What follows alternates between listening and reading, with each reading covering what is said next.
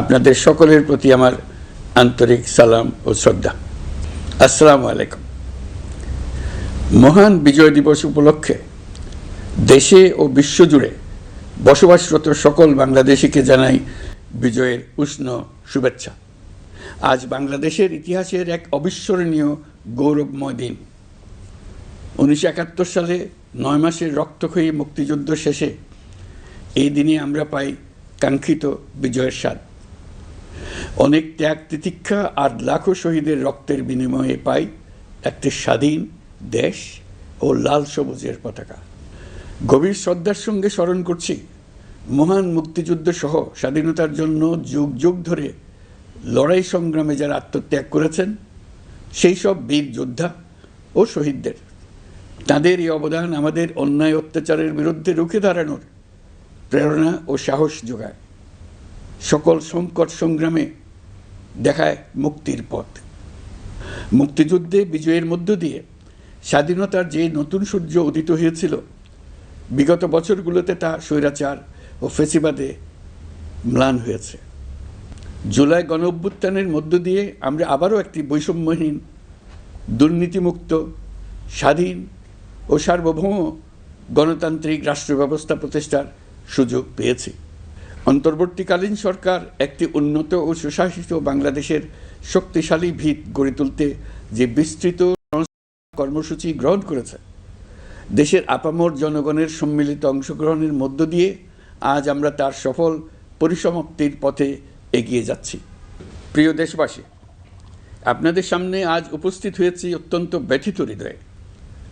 এই আনন্দের দিনে গভীর বেদনার সঙ্গে জানাচ্ছি, জুলাই অভ্যুত্থানের সম্মুখ যোদ্ধা, ইনকিলাব মঞ্চের মুখপাত্র শরীফ ওসমান হাদির উপর সম্প্রতি যে হামলার ঘটনা ঘটেছে, তা শুধু একজন ব্যক্তির উপর আঘাত নয়, এটি বাংলাদেশের অস্তিত্বের উপর আঘাত, আমাদের গণতান্ত্রিক পথ চলার উপরে আঘাত। শরীফ ওসমান হাদি বর্তমানে সংকটাপন্ন অবস্থায় চিকিৎসাধীন। তার চিকিৎসা ও নিরাপত্তা নিশ্চিত করতে সরকার প্রয়োজনীয় সব ব্যবস্থা গ্রহণ করেছে। ইতোমধ্যে উন্নত চিকিৎসার জন্য তাকে সিঙ্গাপুরে পাঠানো হয়েছে। আপনারা তার জন্য মহান আল্লাহ তাআলার কাছে অন্তরের অন্তঃস্থল থেকে দোয়া করুন। সরকার এই ঘটনাকে অত্যন্ত গুরুত্বের সঙ্গে দেখছে। ঘটনার সঙ্গে জড়িতদের প্রাথমিকভাবে চিহ্নিত করা গেছে। আমি দেশবাসীকে আশ্বস্ত করতে চাই, যারা এই ষড়যন্ত্রে জড়িত তারা যেখানেই থাকুক না কেন, তাদের কাউকে ছাড় দেওয়া হবে না।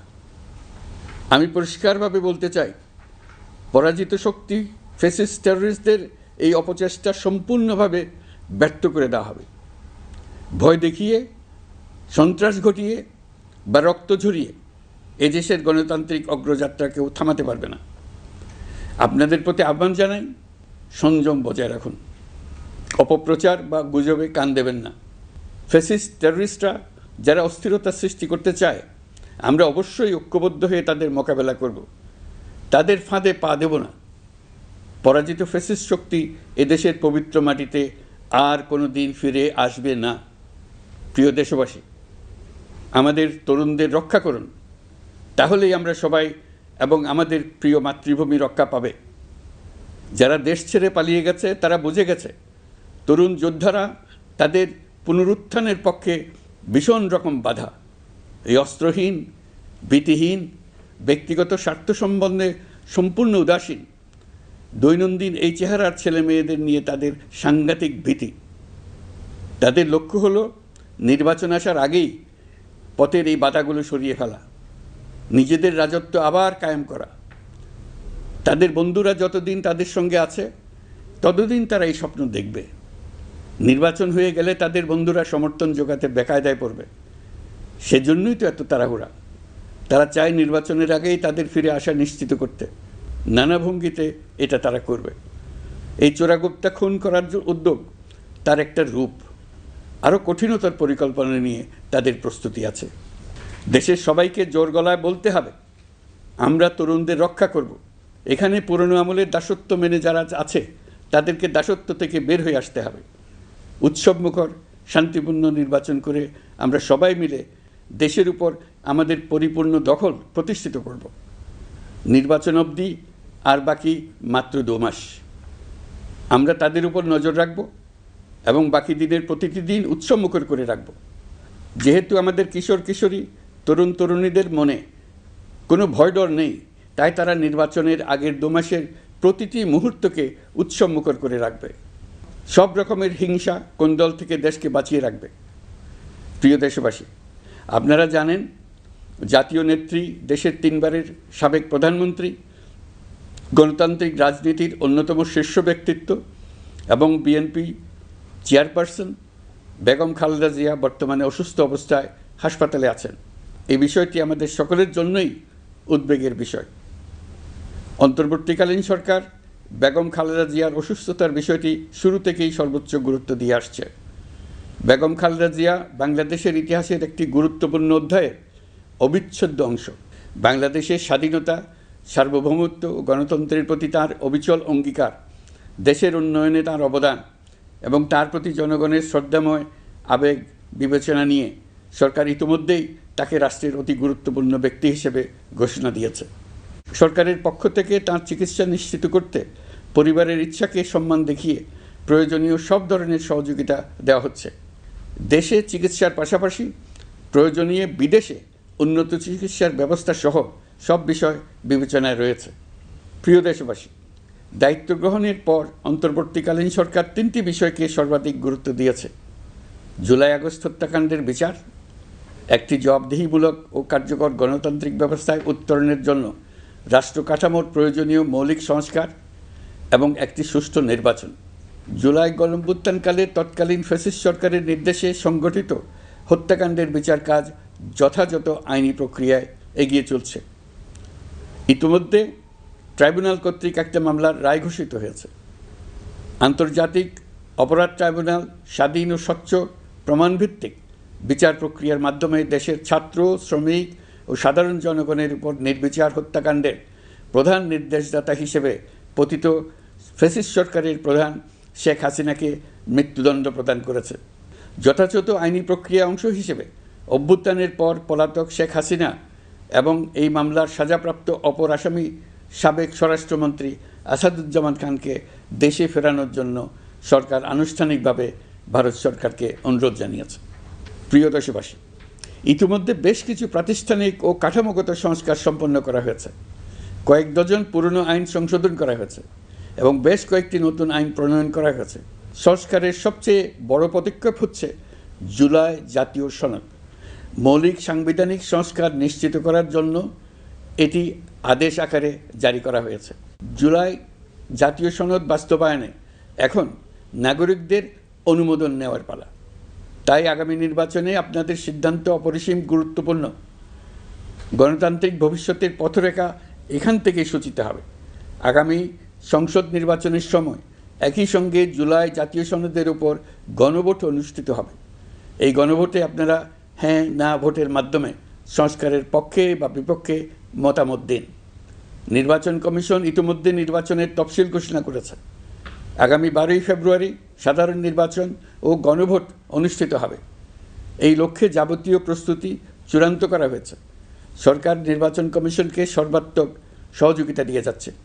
প্রিয় দেশবাসী, এবারের নির্বাচন ও গণভোট বাংলাদেশের ভবিষ্যৎ পথরেখা নির্ধারণের এক ঐতিহাসিক মুহূর্ত। আমরা কোন ধরনের রাষ্ট্র প্রত্যাশা করি তা নির্ভর করবে গণভোটের ফলাফলের উপরে। এই ভোটের মাধ্যমে ঠিক হবে নতুন বাংলাদেশের চরিত্র, কাঠামো ও অগ্রযাত্রার গতিপথ। আমরা চাই এই নির্বাচন হোক সত্যিকার অর্থে উৎসবমুখর, অংশগ্রহণমূলক, শান্তিপূর্ণ এবং সর্বোপরি সুষ্ঠু। নির্বাচনকে ঘিরে নিরাপত্তা, প্রশাসনিক প্রস্তুতি, প্রযুক্তিগত সহায়তা এবং পর্যবেক্ষণের প্রতিটি ধাপকে আমরা অত্যন্ত গুরুত্বের সঙ্গে বিবেচনা করছি। একটি গ্রহণযোগ্য নির্বাচন আয়োজনের জন্য প্রয়োজনীয় সব ব্যবস্থা গ্রহণে আমরা প্রতিশ্রুতিবদ্ধ। একটি বিষয় বারবার মনে করিয়ে দিতে চাই, নতুন বাংলাদেশ গঠনের দায়িত্ব আমাদের সবার। আপনাদের মূল্যবান ভোটেই আমাদের রাষ্ট্রের ভবিষ্যৎ নির্ধারণ করবে। তাই ভোটকে শুধু কাগজে একটা সিল মারার আনুষ্ঠানিকতা হিসেবে দেখলে হবে না, বরং এটি হবে নতুন রাষ্ট্র বিনির্মাণে আপনার সক্রিয় অংশগ্রহণ, গণতান্ত্রিক অধিকার চর্চা এবং দেশকে এগিয়ে নিতে সরাসরি অবদান। দেশের মালিকানা আপনাদের হাতে। আর সেই মালিকানারই স্বাক্ষর আপনার ভোট। এই নির্বাচনের গ্রহণযোগ্যতা ও পবিত্রতা রক্ষার জন্য রাজনৈতিক নেতৃত্বের ভূমিকা অপরিসীম। আমি দেশের প্রতিটি রাজনৈতিক দলের নেতৃবৃন্দের প্রতি উন্মুক্ত আহ্বান জানাচ্ছি, আপনারা একে অপরকে প্রতিযোগী হিসেবে দেখবেন, কখনো শত্রু হিসেবে দেখবেন না। নির্বাচনের মাঠে এমন একটি সুষ্ঠু, গ্রহণযোগ্য, শান্তিপূর্ণ পরিবেশ তৈরি করুন যাতে দেশের মানুষ গণতান্ত্রিক প্রক্রিয়ার প্রতি আরও আত্মবিশ্বাসী হয়ে ওঠেন। যারা ভোট বাক্স ডাকাতি করবে তারা দেশের মানুষের স্বাধীনতা হরণকারী, তারা নাগরিকদের দুশমন। তাদের থেকে নাগরিকদের রক্ষা করা আমাদের সবার অবশ্য কর্তব্য। ভোট জনগণের ভবিষ্যৎ রচনার অক্ষর। ভোট বাক্সে ভোট জমা দিতে না পারলে কাঙ্ক্ষিত ভবিষ্যৎ আর রচনা করা যাবে না। আপনার ভোট আপনি সযত্নে ভোট বাক্সে দিয়ে আসুন। কেউ বাধা সৃষ্টি করলে তাকে সুশৃঙ্খলভাবে প্রতিহত করুন। আইনশৃঙ্খলা বাহিনীর সহযোগিতা নিন। ভোটের উপর নির্ভর করছে আপনার আমার সবার ভবিষ্যৎ, আপনার আমার সন্তানের ভবিষ্যৎ। যোগ্য লোককে ভোট দেন, জাতির ভবিষ্যৎ নিশ্চিত করুন। মনে রাখবেন, ভোট রক্ষা করা দেশ রক্ষা করার সমান দায়িত্ব। ভোট রক্ষা করুন, দেশকে রক্ষা করুন। ভোট দেশকে এগিয়ে নিয়ে যাওয়ার গাড়ির চাকা। এই চাকা কাউকে চুরি করতে দেবেন না। আসন্ন জাতীয় নির্বাচন ও গণভোটকে সামনে রেখে প্রশাসনকে আরও কার্যকর, নিরপেক্ষ ও নির্বাচনী পরিবেশের উপযোগী করতে সরকার মাঠ প্রশাসন ও পুলিশ প্রশাসনে বেশ কিছু রদবদল করেছে। এই পরিবর্তনগুলো কারো প্রতি অনুরাগ বা বিরাগ প্রসূত নয়। এগুলো করা হয়েছে দক্ষতা, যোগ্যতা এবং পেশাগত সক্ষমতার ভিত্তিতে। আমাদের লক্ষ্য একটাই, দেশের প্রতিটি ভোটার যেন ভোট দিতে পারেন নিরাপদ পরিবেশে, ভয়মুক্ত মনে এবং সর্বোচ্চ স্বাধীনতায়। নির্বাচন কমিশন যদি মনে করে আরও কোনো পদক্ষেপ প্রয়োজন, তা কমিশন অবশ্যই গ্রহণ করবে। প্রিয় দেশবাসী, জুলাই সনদ জাতির ভবিষ্যৎ পথযাত্রার একটি ঐতিহাসিক দলিল। এই সনদে আমরা যে সংস্কারমালা প্রস্তাব করেছি, রাজনৈতিক স্থিতিশীলতা, বিশ্বাসযোগ্য নির্বাচন, প্রশাসনিক জবাবদিহিতা, দুর্নীতি হ্রাস, অর্থনৈতিক পুনর্গঠন এবং সমাজে সম অধিকার প্রতিষ্ঠা, এসব বাস্তবায়নের জন্য প্রয়োজন জনগণের সুস্পষ্ট মতামত। কারণ একটি জাতীয় রূপান্তর কখনই একক নেতৃত্ব বা একটি প্রশাসনের মাধ্যমে টেকসই হয় না। জনগণকেই চূড়ান্ত সম্মতি দিতে হয়। এই কারণেই আমরা গণভোটের আয়োজন করেছি, যাতে দেশের ভবিষ্যৎ সংস্কার দিশা নির্ধারণে জনগণ সরাসরি সিদ্ধান্ত দিতে পারেন। এই গণভোট হবে বাংলাদেশের ইতিহাসে নতুন মাইলফলক। এখানে আপনাদের প্রতিটি ভোট আগামী দিনের রাষ্ট্র ব্যবস্থার ভিত্তি স্থাপন করবে। এবারের নির্বাচনটি অনেক বেশি গুরুত্বপূর্ণ, কারণ একই দিনে এবার দুটি ভোট, একটি সংসদ সদস্য নির্বাচনের ভোট আর একটি গণভোট, যার প্রভাব হবে শতবর্ষব্যাপী। কাজেই অবশ্যই ভোট দেন, ভবিষ্যৎ নিশ্চিত করুন। এর মাধ্যমে আপনারা জানিয়ে দিন, আপনারা কি জুলাই সনদের সংস্কার কাঠামোকে এগিয়ে নিতে চান কি চান না। আপনাদের ভোটই নির্ধারণ করবে রাষ্ট্র কোন পথে অগ্রসর হবে, প্রশাসন কোন কাঠামোয় পুনর্গঠিত হবে এবং নতুন বাংলাদেশ কেমন রূপ পাবে। প্রিয় দেশবাসী, আপনারা জানেন জুলাই অভ্যুত্থানের সময় আমাদের প্রবাসী ভাই বোনেরা কী তৎপরতার সঙ্গে এগিয়ে এসেছিলেন। ফেসিবাদের মসনদ গুড়িয়ে দিতে তারা অভূতপূর্ব ভূমিকা রেখেছেন। প্রবাসীদের এই ভূমিকা শুধু জুলাইয়েই নয়, আমরা দেখেছি 1971 সালের মহান স্বাধীনতা সংগ্রামের সময়ও। কিন্তু পরিতাপের বিষয় হচ্ছে, আমাদের এই প্রবাসী ভাই বোনেরা কখনোই ভোটাধিকার পাননি।